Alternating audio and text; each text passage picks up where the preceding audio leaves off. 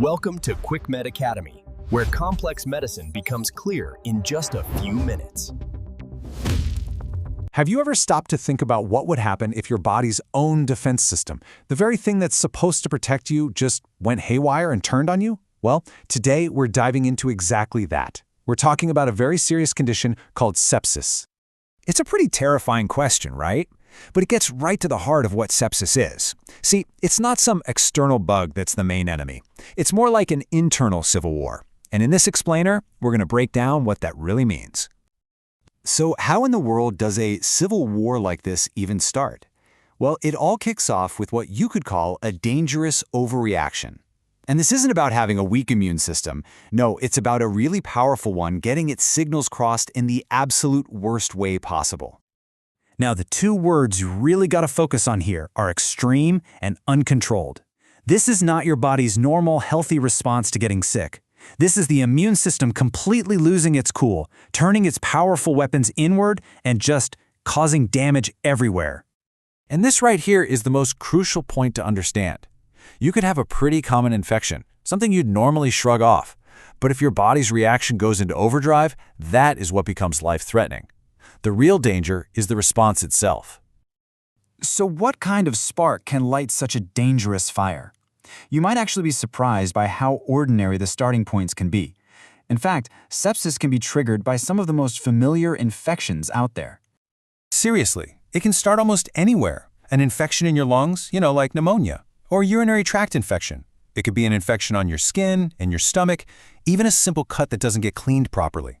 Any of these can be the trigger. But sepsis doesn't stay in one spot. That's just the battlefield where the body's overreaction begins. Which brings us to the absolute chaos that erupts inside the body.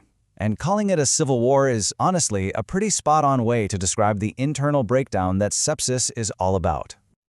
This is just a perfect analogy. A good security team targets a specific threat, and that's it. But a team that's in a total panic, they just start firing everywhere, causing all sorts of collateral damage. Well, in sepsis, your own healthy tissues and organs, they become that collateral damage. Just look at this comparison. It makes the difference so clear. On one side, you've got a normal immune response. It's like a laser focused right on the bad guys. But on the other side, you've got sepsis, and that's like a bomb going off. Totally chaotic, widespread, and just destructive. And that chaotic response sets off this devastating chain reaction, kind of like a line of dominoes falling faster and faster. First, alarm bells for inflammation go off all over the body. This makes your blood vessels, your body's vital supply lines, start to leak. And as that fluid leaks out, your blood pressure just plummets, which leads right to the final, most critical step. Your organs start getting starved of oxygen. And if you could zoom in even closer, the problem gets even worse. Those panicked chemical signals from the immune system can actually cause tiny little blood clots to form. These create microscopic traffic jams in your blood vessels, choking off the oxygen supply to your tissues even more. Okay, so that's what's happening on the inside. But what does all that chaos look like on the outside? This right here is probably the most important part for all of us to know, the warning signs. So, what are the big red flags to look for? First, extreme body temperature.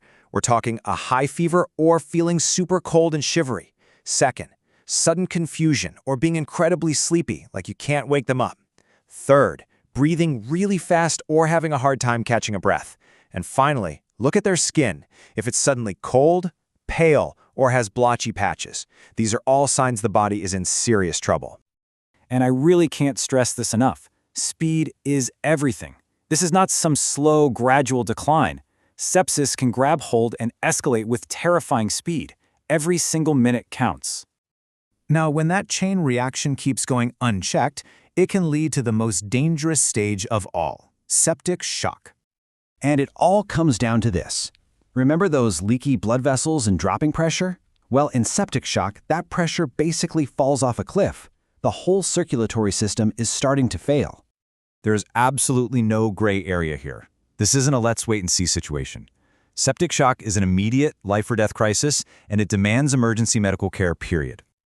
At this point, the heart, the lungs, the kidneys, the brain, they're all under incredible stress because they're not getting enough oxygen. The body literally cannot keep itself going without doctors stepping in to support blood pressure and fight that infection. But even for the people who survive this awful internal battle, the fight isn't always over. The road to recovery can be really long and incredibly challenging. Because sepsis hits the entire body, the after effects can stick around for weeks, even months. Survivors often deal with this deep weakness and fatigue, and a kind of mental brain fog that makes it hard to concentrate. Recovery is a real process of rebuilding. And this really gets to why it takes so long. The problem was never just that initial infection, right? It was the systemic, body-wide meltdown that came after. Getting the body's delicate internal balance back on track and healing all that collateral damage, well, that just takes time. So if you take one thing away from this whole explainer, please let it be this. Sepsis is the body's own panicked, over-the-top reaction to an infection. It happens incredibly fast, and it affects everything. Recognizing it early is the single most important thing. And that leaves us with one final and really critical question. This isn't just random information, it's a tool. Now that you know what sepsis is and what it looks like, you're better prepared to protect yourself and the people you love. So, could you be the one to spot the signs and act in time?